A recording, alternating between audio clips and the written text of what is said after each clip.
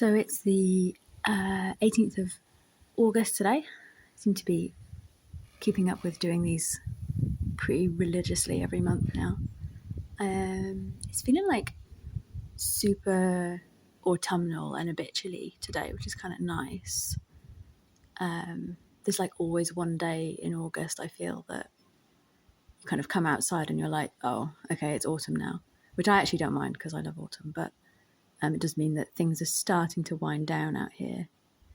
And I'm starting to realise I'm not particularly good at doing sort of late summer planting and prepping for winter and things like that. I don't sort of put a lot of time and effort into it, mainly because this garden is north facing, and so as we start to go into September, October, the amount of sunlight that we get will kind of just be right at the back of the garden.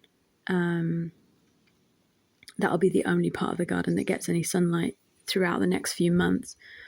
And then once we get to the middle of winter, there's literally no sunlight in the garden at all. And even like autumn sown veg need some sunlight, even if it's not that much. So this garden is definitely not the ideal location for winter growing. But I always have a little bit of a go at a few things and see how it goes. Last year I grew some winter purslane, and like spinach grows in the winter okay, and what's it called? Corn salad? Lamb's lettuce? So I'll probably have a go at those again this year. But before we go outside, I just wanted to show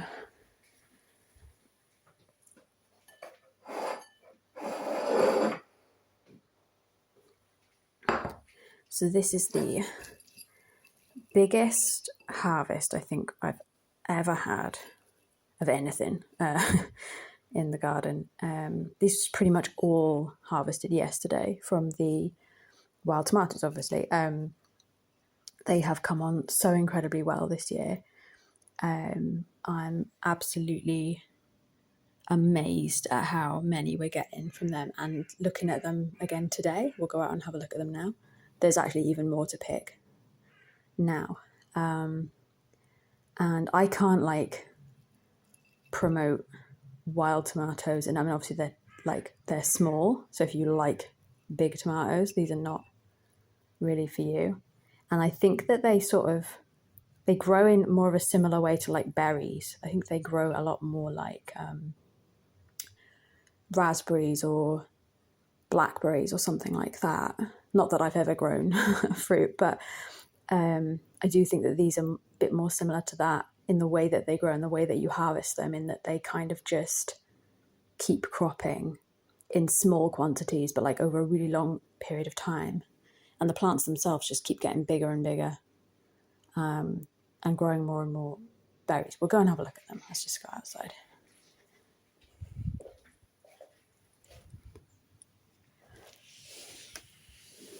Keep an eye out for the cat. I don't know where the cat's gone. So, yeah, this is what I've attempted so far in terms of growing for the autumn, and it's been really shit, actually. These are supposed to be tatsoi and rocket, but I mean, everything. And I left them on this table because this table doesn't seem to get any, like, it's too much faff for slugs to get onto this table, but clearly they are still getting onto it because everything's getting eaten. Some of these have completely gone, and like that. Oh. Yeah, so really disappointed with these, but yeah, I don't know. The slugs have been absolutely terrible this year. Just looking at my little oak trees, and I was thinking about how interesting it's going to be to see what happens to them as we get to autumn, because obviously they are deciduous, are they just literally going to vanish? This one looks amazing. Look at that. They'll probably just be little twigs in the ground. And these are, I think these are Campion, but obviously they haven't grown very much, and that might be because they haven't got much space, or just because nothing has grown particularly well this year, or not very much has. They're not particularly slug damaged, so I don't know if maybe slugs and snails don't like them, but oh yeah. This is lettuce, which I might save the seed from, but it kind of bolted, so maybe that's not a good idea. This is a mess, but to explain, I don't kind of take any greens out of the garden at all. So any weeds, any grass, any rubbish that is compostable, I put in the compost. It doesn't matter if it's weeds, it doesn't matter if it's disease or whatever, like I put everything in. So I've spent a couple of days this month weeding, kind of unsuccessfully, and then storing the weeds that I've cut as brambles, and I don't even know actually what some of it is. This is pea plant. There's a pod on it, which I might be able to pop open. There we go. Ah, look. I don't know what sort of peas they are. That actually might be garden pea. It's not sweet peas, because sweet peas are black seeds. Huh, that's cool. I might actually take that later. And then I've also got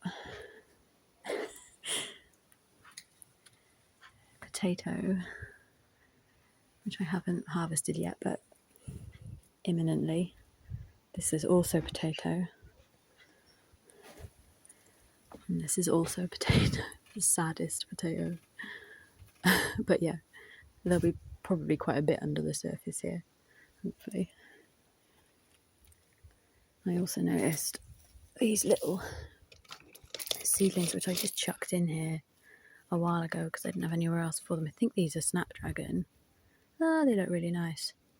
And that, I think, is a little baby calendula. But it's not really the right time of year for them. I'm kind of hoping that they will survive the winter, and we'll have some new plants next year, maybe.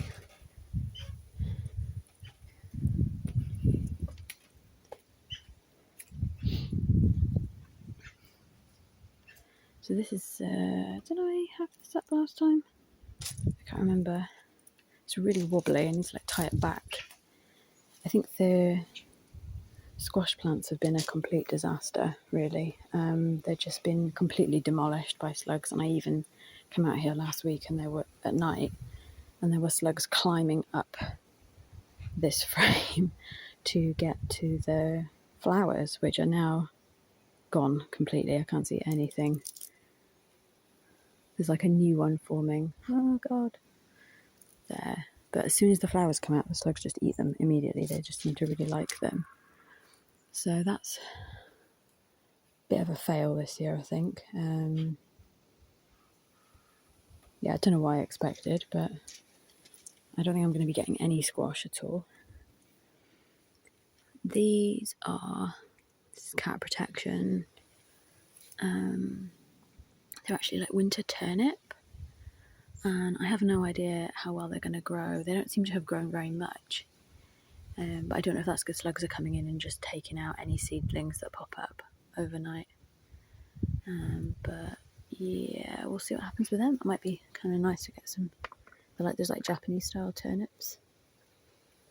We'll see.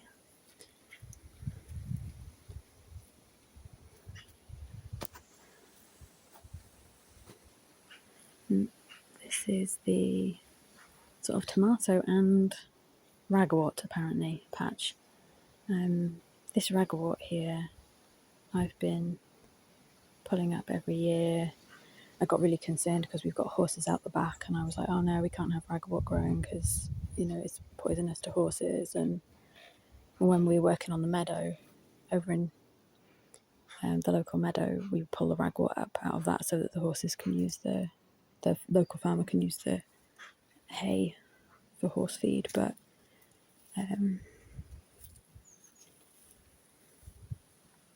apparently it's totally fine to have in your garden, and horses don't eat it on its own anyway. It's only if it's mixed in with their food that it's a problem, which obviously wouldn't be, because in my garden there's a tiny bee there. So small. So as you can see, I've just let it grow this year, and I'm so glad I did, because it's just been incredible. And I'll cut it back once it starts to go to seed. But it's been covered in bees and butterflies this whole time. Another one.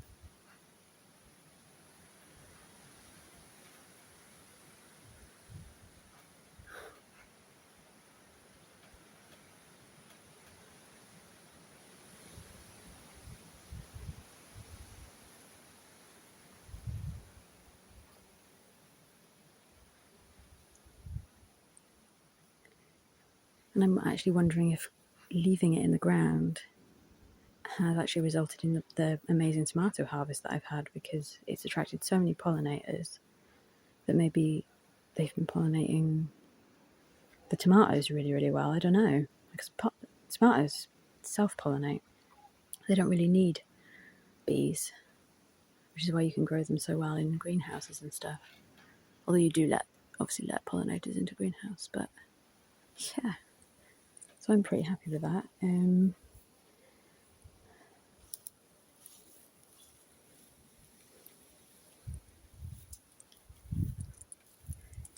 This is one of the squash plants.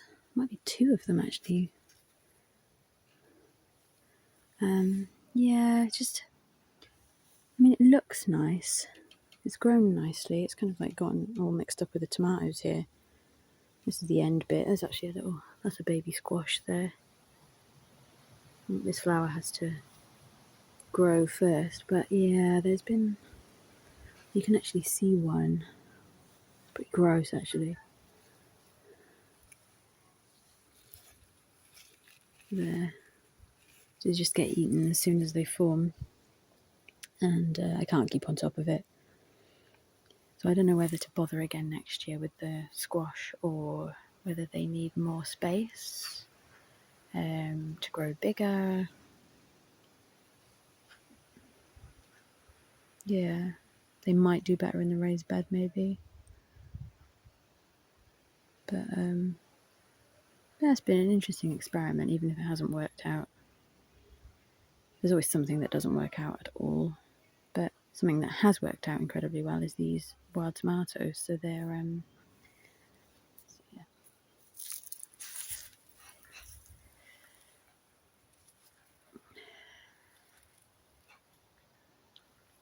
So the variety is called Rote Mormel. I think it's French, so I'm probably pronouncing that incorrectly. And I got them from the original seeds from the seed cooperative, which is no longer operating, unfortunately. So I don't know where you would get seeds now. But they're not like really pretty plants or anything. They're just incredibly prolific. And even though the weather's been all over the place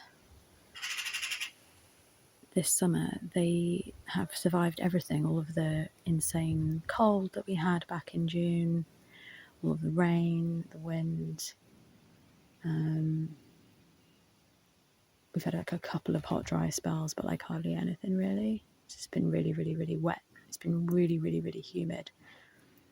And I zoom in. You can see them all there. And I don't know if the reason why they've done so well this year is because I've been very diligent about picking them. So I'll go through now, and anything that looks remotely like orange like that, which is obviously not ripe yet, but is ripening, I will harvest them, and then that obviously gives the plant more energy to produce more fruit. But yeah, there's so many. There's like more than I really know what to do with.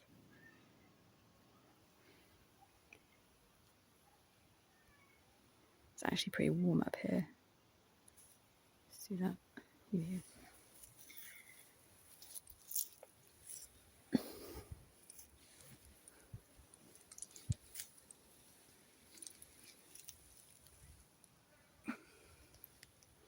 Enjoying the shade, sort of.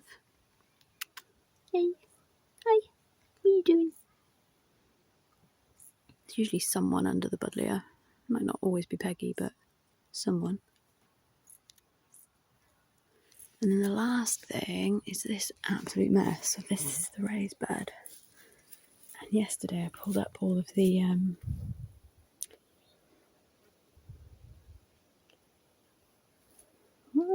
what is going on?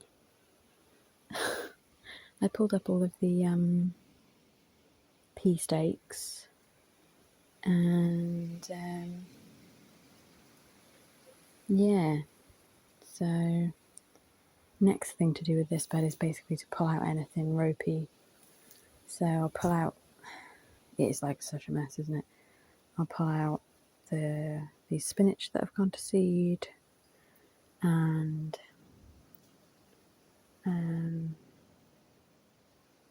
the oregano is kind of like going. I mean, it's got still some flowers left, but it needs to be cut down. There's a snail on that.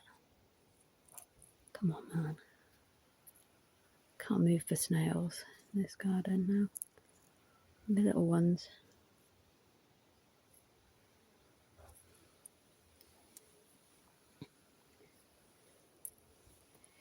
And yeah, the snapdragon looks like it's kind of died now as well, although this one has totally exploded in this pot, which is lush. That's what they look like when they're new and they're just about to start flowering, and then this is what they look like months later.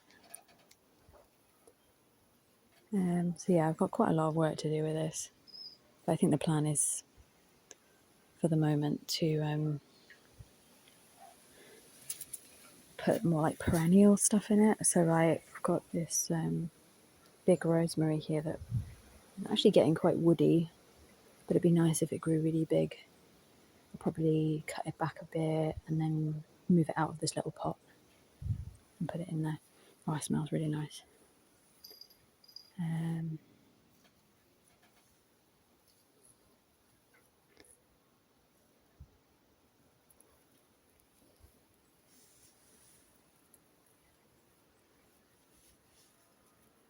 It's decided it's not cool enough under the buddleia.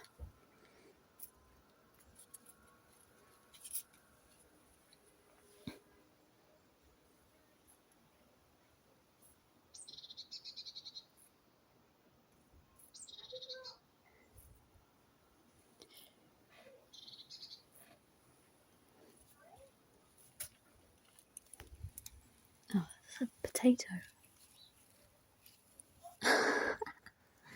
Like a little potato in there.